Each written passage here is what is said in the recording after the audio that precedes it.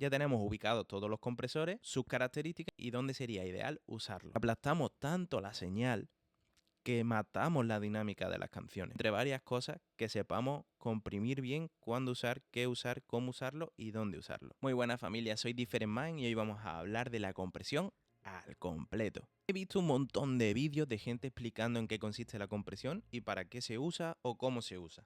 Y sinceramente he encontrado muy poquita gente que lo explica de una manera que yo considero que es la correcta. Entonces vamos a aclarar todos los puntos que podamos, sobre todo partiendo de la teoría, para comprender cuántos tipos de compresores tenemos a nuestra disposición, cómo podemos usarlos, qué sería lo ideal, pero luego también entender que hay que ser creativo. Pero para poder ser creativo, primero tenemos que aprender la teoría. Entonces, vamos al lío. ¿En qué consiste la compresión? La compresión es controlar la dinámica de nuestra señal de audio. Si nos vamos al DAW, yo tengo aquí abierto un proyecto en el que estoy trabajando y vamos a poder escuchar una guitarra. Estos picos que veis aquí es la dinámica de nuestra guitarra. Se conoce popularmente también como transiente.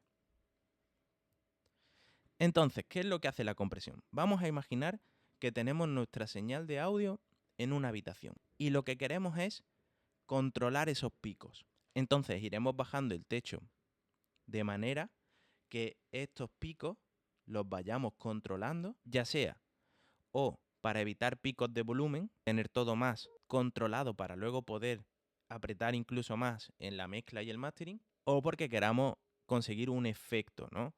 Ya sea el colocar algún instrumento en algún espacio de nuestra mezcla o simplemente nuestra canción nos pida comprimir ese instrumento o ese sonido en concreto. Más adelante vamos a ver cómo actúa un compresor. Para entenderlo bien nos tenemos que ir a los inicios. En los años 30 nacen las radios y usaban los compresores para que no se distorsionaran los transmisores. Es decir, lo que hacían era mantener un volumen uniforme.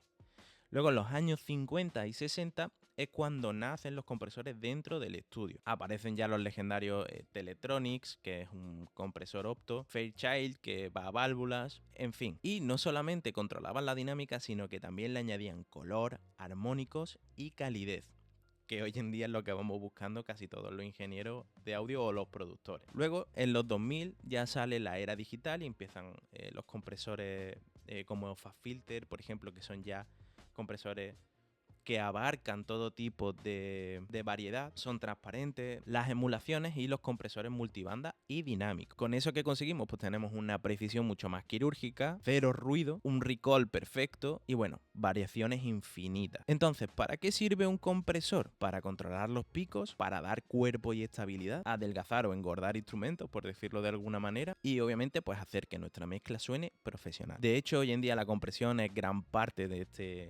esta era moderna del sonido, porque si has investigado un poquito, te has dado cuenta y comparas canciones de ahora con las de antes, te vas a dar cuenta que las canciones de hoy en día están mucho más comprimidas.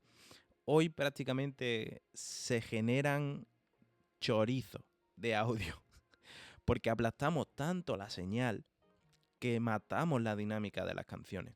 Hay géneros que nos lo pide y que nos lo permite, pero en la mayoría de los géneros necesitamos esa dinámica y lo que va a marcar que nuestro sonido sea profesional probablemente sea, entre varias cosas, que sepamos comprimir bien cuándo usar, qué usar, cómo usarlo y dónde usarlo. Realmente hay 4 tipos principales de compresores, ¿ok? Están los VCA, los FET, los Opto y los Vari-Mu. Los VCA son compresores que su característica son ser muy precisos, ser rápidos y bastante estables. Son transparentes si queremos, pero también pueden ser agresivos si le empujamos. Su uso ideal serían en las baterías, los bus de mezcla usándolo como glue, percusiones rápidas y voces pues de pop y urbano. Un ejemplo de este tipo de compresores serían los SSL, que si usáis a Ableton como yo, tenéis una emulación gratuita interna en el DAW con el Glue Compressor, el nativo, que por cierto tiene muchísima calidad. Segundo, tendríamos los compresores tipo FET, que estos son los transistores. Sus características son que son súper rápidos, tienen mucho punch y añaden armónicos y agresividad. son ideales para bombos, por ejemplo, voces modernas, guitarras, y se usa mucho en la compresión paralela, que ya lo veremos en otro vídeo de una manera mucho más detallada. El Urei 1176 es un compresor tipo FET, por ejemplo. Continuamos con los compresores ópticos, conocidos como opto. Un ejemplo clásico de este sería el LA2A. Estos compresores tienen una característica muy musical, muy suave. Son bastante naturales, no lineales, porque funcionan según la luz de un fotorresistor, pero tienen algo que nos aporta esa melodía, ¿no? que nos gusta tanto en este tipo de compresores. Se usan sobre todo en voces suaves, baladas, bajos, pad, guitarras, y nos lo encontramos bastante en el mastering de una manera ligera. Por cuarto nos vamos a ir con los Varimu, que estos son los compresores a válvula. Son compresores que son muy cálidos. Los picos no los cortan, los redondean de una manera más atenuada, sin ser tan agresivos, y son sutiles, pero depende del drive que le demos, pues pueden también usarse de manera agresiva. Los usos ideales serían pues en los bus de mezcla, en los mastering, voces cálidas y cuerdas, y en piano. Un ejemplo muy conocido sería el Manley Varimu. Luego tenemos también la opción de la compresión multibanda y la compresión paralela, pero ya nos meteremos de lleno en otro vídeo para poder centrarnos más en los tipos de compresores que tenemos ahora y cómo funciona un compresor normalmente. Vale, hasta aquí todo bien. Ya tenemos ubicados todos los compresores, sus características y dónde sería ideal usarlos. Ahora vamos a ver todos los parámetros. Normalmente nos vamos a encontrar las mismas perillas de trabajo, que si nos vamos a Ableton, por ejemplo, tenemos este compresor que tiene varias vistas, que es el compresor nativo, también de Ableton. Y yo creo que aquí, bueno, aquí se va a ver mejor. Tenemos el thresh, que es el threshold, que el threshold lo que hace es determinar a partir de qué volumen empieza a comprimir. Cuanto más threshold le estamos dando, más compresión estamos agregando. Luego tenemos el ratio, que determina cuánto reduce cuando pasamos el umbral. Si yo comprimo mucho, pero no tengo nada de ratio, si os dais cuenta, el compresor no hace absolutamente nada. Lo que hace es determinar cuánto va a reducir desde que sobrepasa el umbral ese audio, ¿no? Ahí estaría ya comprimiendo. En esta vista lo vamos a ver mejor, ¿sí? En esta vista el threshold es esto de aquí. Vale, seguiríamos con el ataque. El ataque básicamente es cuánto tarda nuestro compresor en activarse cuando la señal pasa. Un ataque rápido va a controlar los picos, pero va a matar las transientes. Y un ataque lento va a dejar pasar esa transiente y va a tener más punch. Por ejemplo, como cuando comprimimos batería, bombo, hay que tener cuidado de no tener un ataque muy rápido para que nuestra batería pierda pegada. Si yo el ataque, por ejemplo, lo pongo rápido, el compresor le va a atacar a todos los picos que encuentre. Y el release consiste en cuánto tarda la señal en volver a su estado normal, cuando deja de comprimir nuestro compresor. Si yo tengo un release lento, nuestro compresor va a estar actuando en todo momento, no le va a dar tiempo a la señal a volver a su estado natural. Ahora, si yo le pongo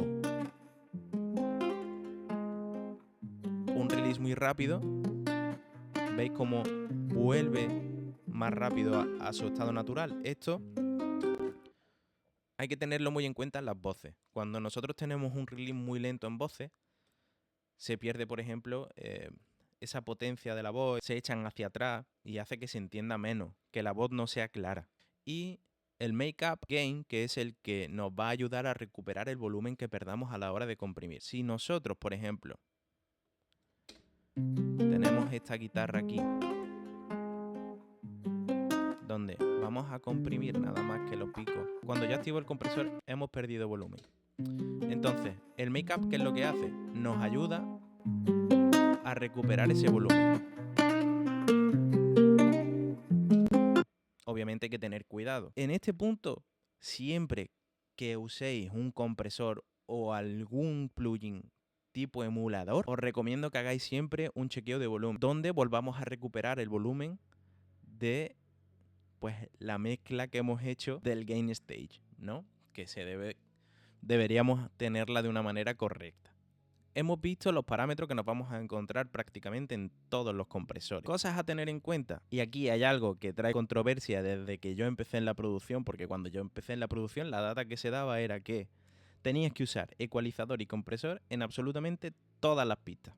Si no, no eras un ingeniero de sonido profesional. Y realmente no es así. ¿Por qué? Porque hay líneas que no necesitan tener compresión. Hay veces que suena bien y tenemos que empezar a acostumbrarnos a guiarnos por nuestros oídos. Lo bueno que es una mezcla o lo mala que es una mezcla lo va a determinar el oído de la persona que lo esté escuchando. Obviamente está genial lo que estamos haciendo ahora, que es aprender y tener la teoría clara de cómo funcionan los compresores y dónde podemos usarlos. La teoría está muy bien, pero tenemos que ser creativos y romper pues ese tipo de estadísticas, usar los compresores de una manera creativa para conseguir efectos de sonido, para a lo mejor sacar al frente un instrumento, unas voces, darle otro tipo de uso de una manera más como efecto a quizá como un compresor en sí, ¿no? Que es a lo que yo me estoy refiriendo.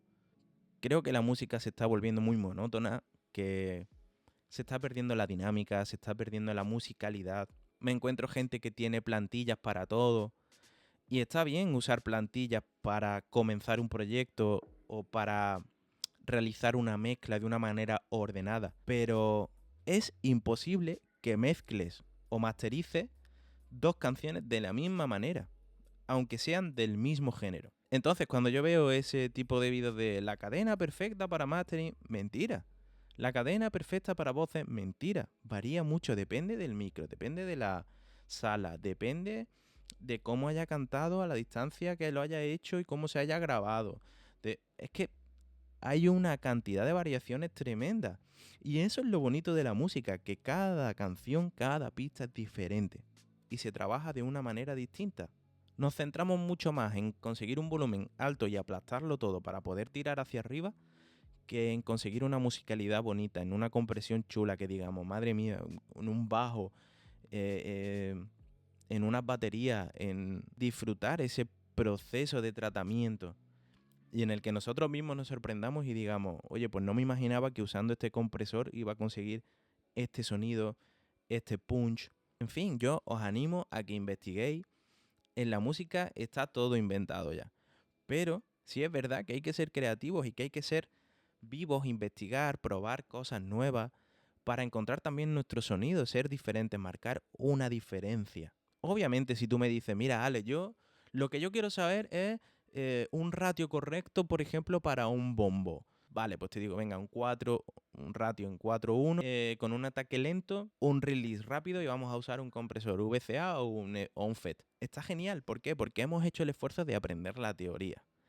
Ahora, sabiendo cómo funcionan todos los compresores, vamos también a tener más criterio a la hora de usar una cosa u otra. Porque a lo mejor yo quiero de repente en una parte de la canción tener una batería bastante comprimida, pero que sea más suave. Y entonces le voy a meter un opto en vez de un FET o le puedo meter uno de válvula para conseguir quizá más agresividad. Es que ahí es donde nosotros tenemos que aprender a jugar y quitarnos de la cabeza esa limitación de A, B, C, D. Entonces, para resumir todo lo que estoy diciendo aquí ahora, yo me centraría en trabajar con el oído, dejar que mi oído sea el que me marque las direcciones y escuchar, sobre todo primero lo que me pide la canción, por encima de todo. ¿Por qué? Porque muchas veces nos metemos en los proyectos y nos lanzamos a hacer mezcla, gain stage, plugin por aquí, ecualizador, y no nos damos cuenta de lo que nos pide la canción o de lo que necesita. Entonces,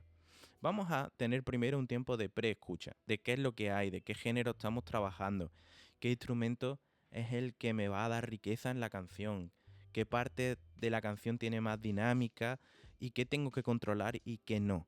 Entonces, cuando vayamos a usar un plugin o un compresor como lo que estamos hablando ahora mismo, yo te diría que te hagas dos preguntas. La primera es ¿Por qué? ¿Por qué lo voy a meter? Si no encuentro respuesta, es absurdo que yo meta un plugin en cualquier pista. Y la segunda es ¿a dónde quiero llegar? ¿Qué es lo que quiero conseguir? Contestamos la primera pregunta. ¿Por qué? Porque quiero controlar la dinámica. Vale. ¿Y a dónde quiero llegar? Pues esta guitarra, por ejemplo, que hemos visto. Quiero que esta guitarra se integre dentro del beat o de la canción, pero no quiero que sobrepase a la voz. Vale, ya tengo un objetivo. A esto es a lo que me refiero, a trabajar de una manera coherente, con lógica. No meter plugins por meter. ¿Por qué? Porque muchas veces metemos un montón de plugins sin darnos cuenta que están haciendo nada, pero sí estamos colapsando la mezcla. ¿Por qué? Porque le estamos mandando información al máster de una manera o de otra. Y eso también nos ensucia el sonido. Y por último me gustaría matizar cuando estamos trabajando con instrumentos reales, es decir, cuando estamos o grabando instrumentos reales o mezclando un vivo, por ejemplo. Últimamente, casi todos los vivos que me he encontrado y las grabaciones que me han mandado son grabaciones que se han cargado la dinámica del músico. Pues la principal razón es porque los músicos normalmente ya tienen su equipo, tienen una pedalera, por ejemplo, guitarristas, tienen una pedalera y en esa pedalera viene integrada un compresor. Entonces ya cuando yo grabo esa línea de guitarra, ya está entrando comprimida. ¿Para qué le voy a meter yo otro compresor? A menos de que tenga una razón lógica y coherente. En directo tiene otro sentido. ¿Por qué? Porque primero, estamos protegiendo el equipo. Y segundo, pues en directo es verdad de que, bueno, a los músicos pues se nos puede ir un poquito la mano de vez en cuando. Y tener un compresor simplemente para controlar picos que se vayan más de lo normal, está bien. Pero no apretar de manera que nos carguemos la dinámica del músico, que básicamente es su esencia. Entonces, dicho esto, la compresión es una herramienta maravillosa, fundamental para conseguir un sonido profesional, pero tenemos que tener cuidado de cuándo, cómo, dónde lo estamos usando. Así que, si hay algo que no entiendes, no dudes en preguntar. Estoy aquí para ayudar y para servir. Y lo último que me queda por decir es que seamos creativos, disfrutemos haciendo música, disfrutemos haciendo mezcla, disfrutemos utilizando la cantidad de herramientas que tenemos hoy en día a nuestro alcance. Así que nada, un abrazo.